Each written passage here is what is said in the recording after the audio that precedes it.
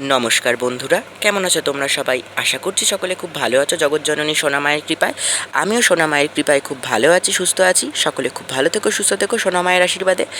দেখো, আজকে মাকে পুজো করে নিয়েছি। আজকে মায়ের ছবিটা দিয়ে কিন্তু আমার ভিডিওর টপিকটা শুরু করলাম। দেখো, আজকে মাকে সুন্দর করে পদ্ম দিয়ে ঘর স্থাপন করে নিয়েছি। কেমন লাগছে তোমরা মাকে অবশ্যই কমেন্টে জানাতে কিন্তু ভুলো না।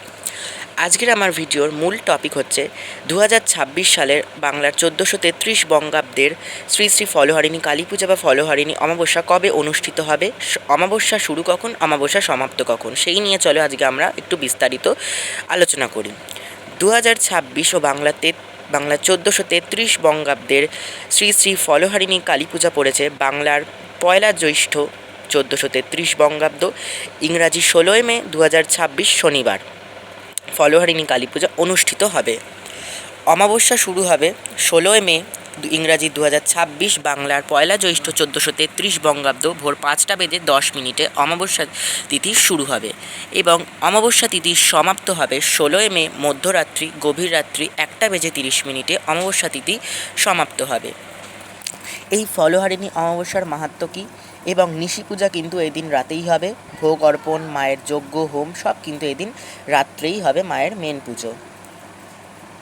ফলহারিণী অমাবস্যার বিশেষ মাহাত্ম্য কী? ফলহারিণী অমাবস্যার বিশেষ মাহাত্ম্য হচ্ছে, ভক্তরা বিশ্বাস করেন যে এই দিন যারা মাকে ভক্তি ভরে পুজো দেয় এবং তাদের পছন্দ মতো একটি ফল দিয়ে মাকে মনস্কামনা পূরণ করেন, মা তাদের কিন্তু সঠিক কর্মফল প্রদান করেন এবং মনস্কামনা পূরণ করেন।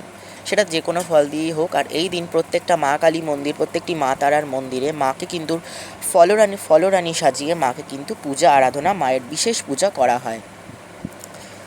আর এই দিনের আরও একটি বিশেষ মাহাত্ম্য, এই দিনে আমাদের শ্রী শ্রী ঠাকুর রামকৃষ্ণ পরমহংসদেব মা সারদা দেবীকে, শ্রীমাকে ষোড়শী রূপে পূজা করেছিলেন এবং তার মধ্যেই আমাদের জগৎজননী মহাকালীর স্বরূপ দেখতে পেয়েছিলেন, তাই মা সারদাকে মহাকালী বলা হয়। এই ফলহারিণী অমাবস্যার আরও অনেক বিশেষ মাহাত্ম্য আছে, বলতে গেলে প্রায় শেষও হবে না। এবং যে নবদম্পতি এই ভক্তি ভরে এই দিনে মায়ের কাছে ফল দিয়ে মনস্কামনা করেন, মা কিন্তু তার মনস্কামনা অবশ্যই পূরণ করেন, তার অনেক প্রমাণ আছে। এবং এই দিনে যে একটি ফল দিয়ে মাকে মনস্কামনা করে, লাল চেলিতে বেঁধে মা তার সমস্ত দুর্ভাগ্য বলো, তারপরে যে সব কিছু খারাপ দিক থেকে মা কিন্তু খারাপ দিক বিনাশ করে, দুর্ভাগ্য বিনাশ করে এবং ভক্তের জীবনে এনে দেয়, সন্তানের জীবনে এনে দেয় অঢেল সুখ, শান্তি, সমৃদ্ধি, ঐশ্বর্য।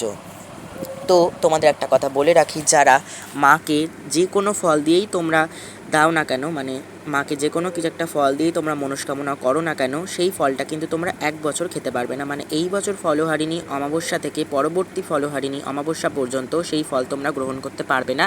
এমনকি কেউ দিলেও সেটা তোমরা গ্রহণ করতে পারবে না। তোমরা চাইলে প্রত্যেক বছর নানা ধরনের ফল দিয়ে মাকে মনস্কামনা করতে পারো। জয় ভবতারিণী সোনা মায়ের জয়।